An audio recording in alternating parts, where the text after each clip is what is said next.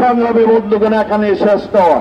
3 নম্বর দাবি, আওয়ামী লীগকে শুধু নিষিদ্ধ নয়, দলীয়ভাবে বিচার করতে হবে। আইসিটিতে আন্তর্জাতিক যে ট্রাইব্যুনাল হয়েছে সেখানে আওয়ামী লীগের বিচার কার্য সম্পন্ন করতে হবে। আসুন এই সংগ্রামে আমরা ঝাঁপিয়ে পড়ে আমি এবং সকল দলের নেতৃবৃন্দ, সাংবাদিক বন্ধুগণ, কুমিল্লার মেহনতি জনতা, রিকশাওয়ালা ভাইয়েরা, সবাইকে, শ্রমিক বন্ধুরা, সবাইকে শুভেচ্ছা জানিয়ে আমি আমার বক্তব্য শেষ করছি। আজকে কোন শুরু করছে আওয়ামী লীগের বিরুদ্ধে।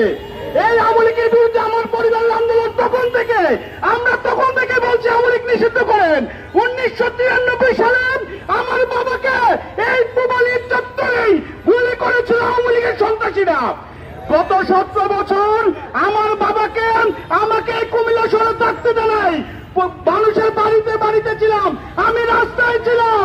আজ অনেকে দালালি করছে আওয়ামী লীগকে প্রতিষ্ঠিত করার জন্য। তাদের উদ্দেশ্যে বলতে চাই, যারা এই আওয়ামী লীগকে প্রতিষ্ঠা করার জন্য দালালি করবে তাদের পিঠের চামড়া রাখবো না। আপনাদেরকেও কাম্বাল লগে পাঞ্জাবি নামো শুরু হইব। এই কুমিল্লায় হচ্ছে আন্দোলনের সূত্রপাত। কুমিল্লাবাসী, আপনারা সবসময় একত্রিত ছিলেন, একত্রিত থাকবেন। সব